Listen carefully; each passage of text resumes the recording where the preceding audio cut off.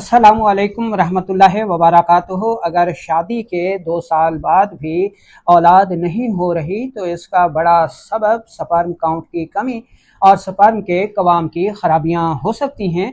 आज की इस वीडियो में मैं स्पर्म काउंट की कमी की इकसाम, इसके असबाब, इसकी अलामात और इलाज के तौर पर चंद बेहतरीन जड़ी बूटियों के बारे में बताऊंगा। और ये जड़ी बूटियां इतनी ताकतवर हैं कि बहुत जल्द स्पर्म काउंट की कमी को पूरा करके उनकी खराबियों को भी दूर कर देती हैं। मेरा नाम हकीम लियाकत अली खिची है और मैं गवर्नमेंट तिबिया कॉलेज बहावलपुर से क्वालिफाइड तबीब हूँ और आप देख रहे हैं हमारा यूट्यूब चैनल हर्बल वर्ल्ड। तो चलते हैं बिना किसी देर के और शुरू करते हैं आज की इस इंटरेस्टिंग वीडियो को।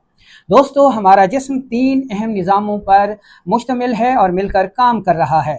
ये 3 निज़ाम आसाबी निज़ाम, उज़लाती निज़ाम और गुदी निज़ाम कहलाते हैं और इनके मुश्तरका ताउन से इंसानी जिस्म का हर शुबा चल रहा है। तो सबसे पहले हम मादा मनी और उसमें मौजूद स्पर्म्स को देख लेते हैं। हमारा जो आसाबी निज़ाम है ये मादा मनी का पानी पैदा करता है।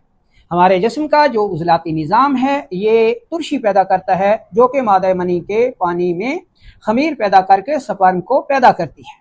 और तीसरे नंबर पर हमारा गुदी निज़ाम हरारत, गर्मी को पैदा करता है। ये हरारत मादा मनी के पानी और उसमें मौजूद स्पर्म को पकाती है, पुख्ता करती है और बारआवर होने के काबिल बनाती है। इन तीनों निज़ामों के में से किसी एक में भी खराबी की वजह से स्पर्म काउंट में कमी आ जाती है। तो हम फर्दन हर एक का जायजा लेते हैं। सबसे पहले हम आसाबी निज़ाम की खराबियों की वजह से पैदा होने वाले स्पर्म काउंट का जायजा लेते हैं। अगर जिस्म में आसाबी निज़ाम तेज हो जाए, इतदाल से बढ़ जाए, तो उसमें खराबियां पैदा हो जाती हैं और स्पर्म काउंट की कमी हो जाती है। सबसे पहले इसके असबाब देख लें। वो लोग जो आसाबी ग़िज़ाएं चावल, दूध, मक्खन, बलाई, सब्जियां ज़्यादा इस्तेमाल करते हैं और उज़लाती ग़िज़ाएं गोश्त वगैरह बहुत कम इस्तेमाल करते हैं, तो उनका आसाबी निज़ाम तेज़ हो जाता है।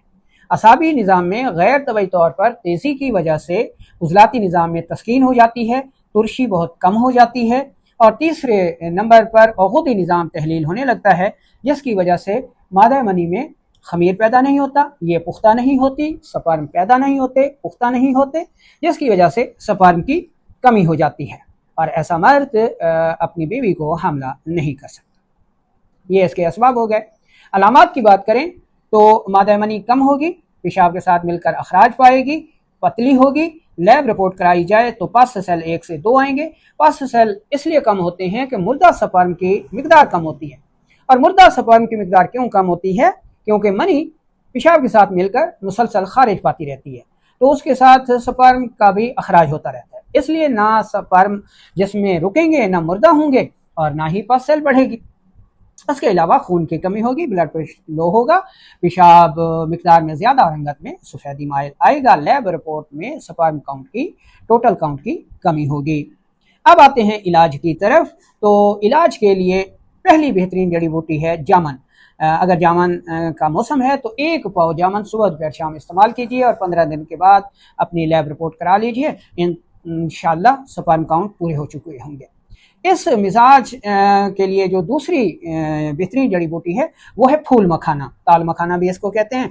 आपने पंसारी से लेना है, इंतहाई बारीक पाउडर करना है और 1 से 2 ग्राम दूध के साथ सुबह शाम इस्तेमाल करना है। 15 से 20 दिन 1 माह इस्तेमाल करेंगे, इंशाअल्लाह अल्लाह ताला करम फरमाएगा और आसाबी निज़ाम की खराबियों से जो स्पर्म काउंट कम हुए थे वो पूरे हो जाएंगे। इस मकसद के लिए आप हमारे दवाखाने का उज़लाती जिनसी कोर्स मंगवा कर भी इस्तेमाल कर सकते हैं ज़्यादा पेचीदगियों की सूरत में। अब हम इसकी दूसरी सूरत उज़लाती निज़ाम की खराबियों से स्पर्म काउंट की कमी का जायज़ा लेते हैं।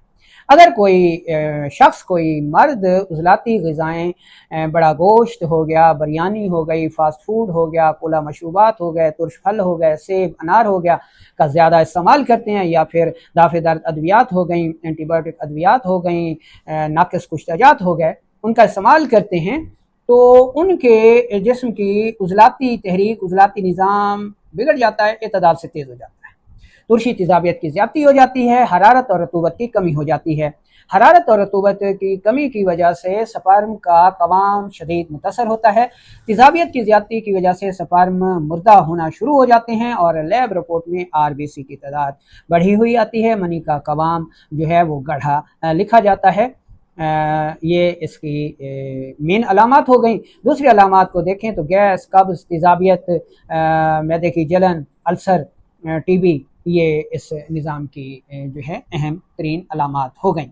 असूल इलाज की बात की जाए तो इस मकसद के लिए हमारे पास जो बेहतरीन जड़ी बूटियां हैं जो इस सिस्टम को ठीक करती हैं, उनमें पहले नंबर पर आती है तेज़पात।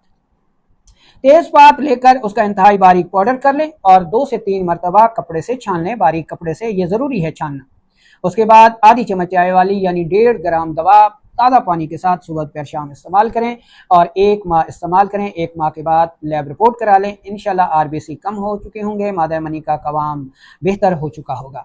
इस मिजाज का दूसरा मुरक्कब नोट कर लें। आपने लेनी है सुंड पहले नंबर पर और दूसरे नंबर पर पुदीना खुश्क लेना है। दोनों को इंतहाई बारीक पाउडर कर लीजिए और आधी चम्मच चाय वाली सुबह दोपहर शाम इस्तेमाल करें। कम अज़ कम 1 माह इस्तेमाल करें।